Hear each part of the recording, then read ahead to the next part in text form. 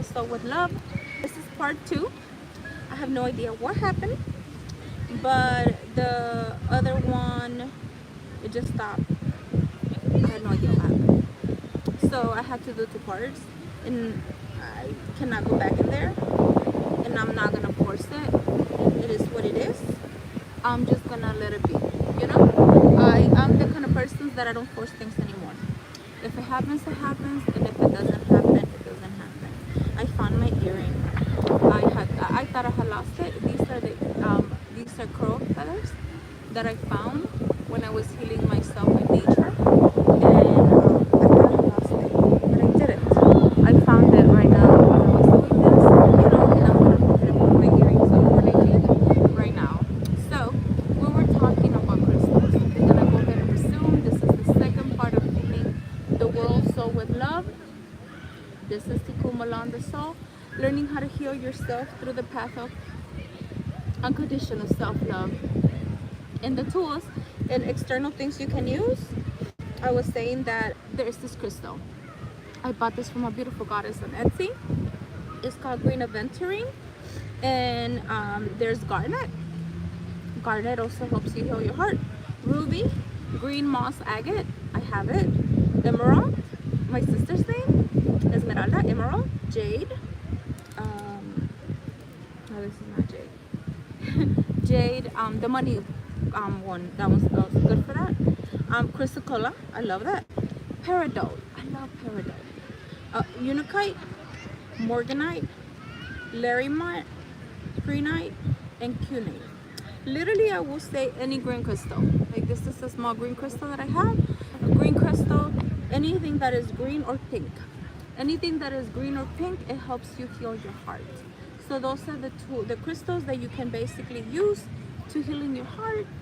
And you could actually, if you don't know how to use crystals and how to activate them, I'm gonna go ahead and show you. So you grab the crystal, you see, and then you put it in your palm, and then you put it in between your hands. You see how you have it like this, and then you kind of say, "Dear consciousness of the crystal, I want you to feel me and show me that you can feel me, that I'm talking to you." Okay, I feel my crystals getting warm. So then once you feel, or you got the signal, whichever it is, you're gonna feel it in your body. You go to, you say, consciousness of the crystal, I ask you right now to activate to the properties of unconditional love, activate to the properties of healing, activate to the properties of protection, whatever known or unknown qualities you have. I ask you right now to activate.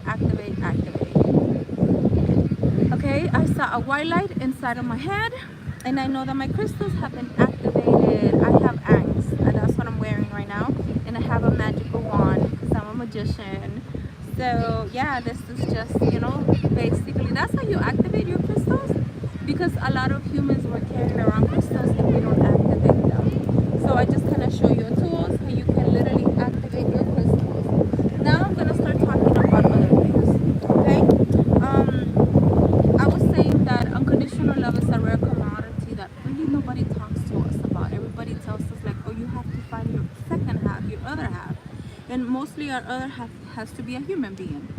But one of the things that I realized in my journey, instead of looking for a codependent relationship, I needed to be interdependent. What does interdependent mean? Somebody that is self-sufficient, somebody that doesn't expect something outside of them to give them the validation.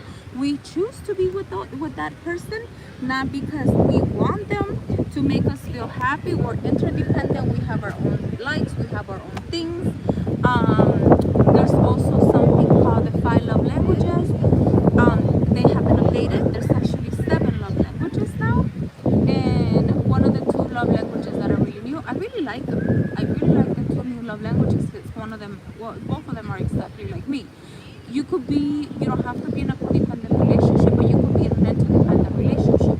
And one of the new love languages is sharing activities, in which you and your beloved basically find activities that you like to do. Like, I'm not gonna point it because there's a beautiful family over there, but literally there's a family over there that I see the husband is there, the wife is there, and the kids are there. So they enjoy coming here into nature, and they have beautiful memories as a couple. So that's one of the new love languages.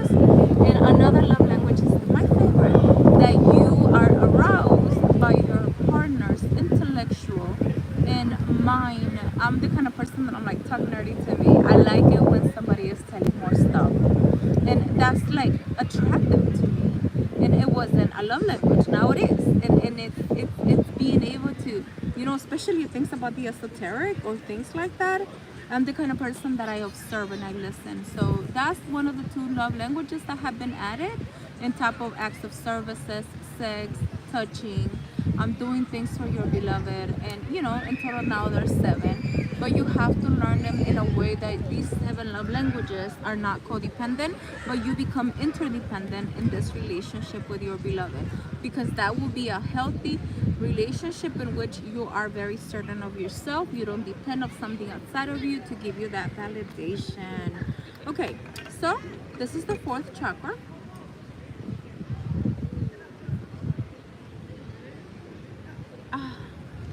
I love water, you guys. You guys are gonna see me drinking water, a lot of water. I'm just looking at the inside of it. I don't know why. I just saw the water bubbles in there. I don't know, I just had to move it. So it's connected to the color green. It's connected to the element of fire, I say, or air, connected to spirit. The organs is connected to our heart, our lungs, and our thymus gland. Okay. Why is the good thing about signs that your heart chakra is balanced? You basically feel compassionate. You feel compassionate mainly for yourself, and you also feel compassion for another human beings. You are able to love deeply. That's a balanced, healed chakra. You're able to love so deeply yourself as well as all those around you. You're capable of deep intimacy with healthy boundaries. I am demisexual, so I must have a deep connection with an individual before I actually, I'm sapiosexual, demisexual, but I didn't know that before. And I had to learn myself, you know, the kind of person that I am. Oh, the hummingbird, baby hummingbird is back. Hold on, let me see if I can show you guys. Oh, she's playing. Hold on. I'm learning this stuff. I lost it. I don't know where she went. You know, hummingbirds move so fast. So, yeah, I had to be. Yeah, by the time I figure out how to turn it, she's gone. Oh, she's over there. Yeah, there's a beautiful hummingbird around here. It's now in the tree. I don't know. I just know that I'm doing the right thing, because that's a sign that my guys are always show me when I'm doing the right thing. Hummingbirds. And yeah, that's the way that you connect to the universe. And you could be like, speak to me, universe, in ways that I know that I'm doing the right thing. So you have to be able to learn to have deep intimacy, but you need to be safety within yourself and have a deep intimacy with yourself, and also have healthy boundaries with all those people around you. Because I'm not kind of person that I'm like, I like to have deep intimacy with people, but I don't like people to just come and tell me and dump their problems, and they're not gonna do nothing about it. And then when you're giving them advice, like, oh no, I don't think it's right. Oh no, I don't think it's right. So you kind of feel a little bit like, so why are you telling me then? Do you just want me to be your, you know, your toilet so you could dump all your shit? You have to learn to set boundaries when it comes to that. You are kind, you are forgiving, and you are trusting, because you forgive other people, you forgive yourself before anything, before trying to make anybody feel guilty, and you trust in yourself, therefore you trust other sentient beings. You are non-judgmental. I swear, this is one of the biggest things I had to learn. I realized this, I don't have an enemy inside, and if I don't judge myself, I will not judge nothing outside of me. So if somebody feels that they're my enemy, that's a personal thing with them. If somebody's judging me, that sounds like their personal issue. That's not my issue, because I am learning to be very compassionate with myself, with my body, with how I used to be judgmental with myself. Because if you're judging other people, low-key, that is showing you in which way you're still judging yourself. Okay, that's the tool for healing. Take it. If it works, good, and if it's not, when you're ready, I hope that resonates. Okay, you have a strong connection to nature. I love nature. I love nature. This is like my jam, you guys. I'm literally so in love with nature. I literally knocked out here on Sunday, and I feel like very safe here. Honestly, if I could live here and just give it here, I would be so happy. Nature makes me happy. Nature makes me feel safe. You have a healing presence. I literally have been told, oh, the dog, he has a baby dog, so cute. I'm sorry. I'm weird. Okay, he has a baby dog in his hands, and it's so cute. And it's a guy that is passing by, and he just lets me that I'm doing my YouTube, but the dog is so adorable. So you basically have a healing presence. I've been told that when people are around me, they feel safe. They feel welcome to trust and be vulnerable. But because I've done the inner work, and because I've done the inner work, I decided that I program my aura, that I only allow frequencies of unconditional love to come around me. And anybody that comes around me comes with an open heart, and they feel safe, and they feel welcome, and I appreciate them for them being themselves unapologetically and trusting. Okay? Now, since we went into the spectrum of having a balanced heart chakra, now I'm going to go into the opposite. What is an unbalanced heart chakra? Okay? 1, overly defensive. I was telling you guys, remember? When you are able to have an intimate connection with somebody and you have healthy boundaries, but then you're telling somebody, oh no, that's not right. Defensive. Overly defensive. Even if you're telling them something that you're coming from a place of no judgment, oh no, that's not right. That's not right. I don't think so. Overly defensive. They take it as an insult, or like if you're wrong and they're right, and it's okay. You know, I'm the kind of person that, like, if you're right, you say you're right, you're right. I don't fight with people no more.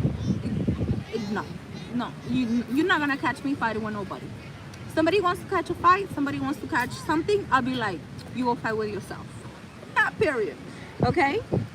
Feeling closed down. Yeah, I also learned body language. And I know when I'm triggering somebody that I'm saying something they don't want to hear. Body language. I don't want to hear it. None of my business. I don't want to talk about it. You hear people making sounds. I go here. I am very keen. As I said, I'm a HEYOKA empath. And I could feel. I know things that people don't tell me. But that's naturally in me. I had this gift before I actually knew that it was a gift. Because my whole life people would stop talking to me because I was able to see them when they were not ready to see themselves. Okay?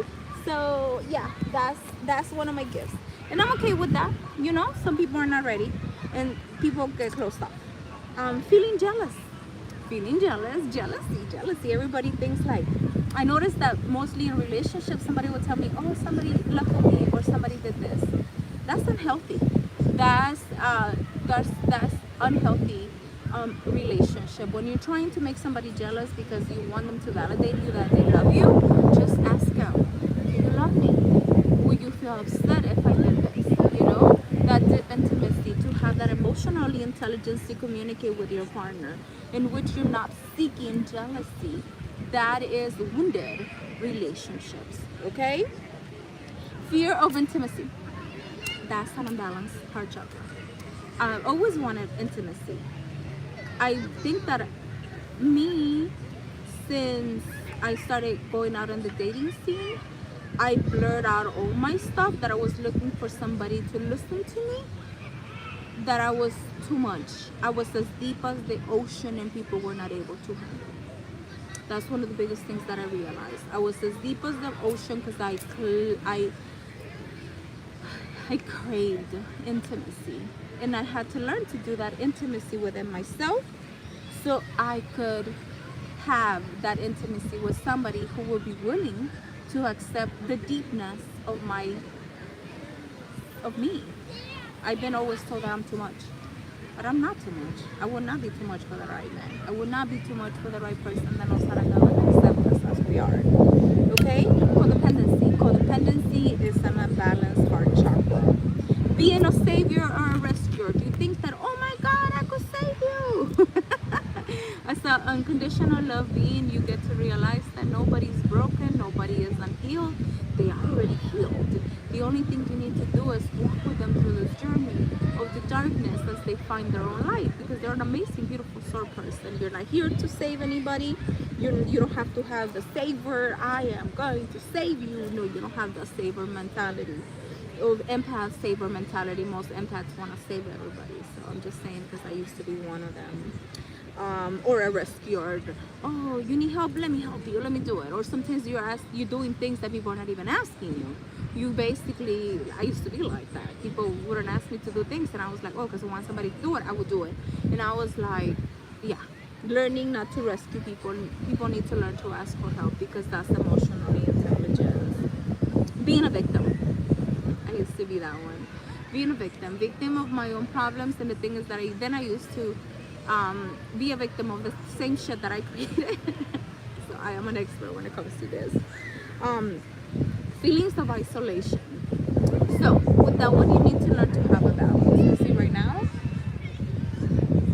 I have to see that's something maybe in there. I notice when my body's literally telling me you have to be aware about that. I love being around people, but I also crave my alone time. The reason being is because I could pick up on people energetically so fast. So sometimes when I really want to be around people, I go on Clubhouse, or I go to dance in Venice Beach, or I do things like that.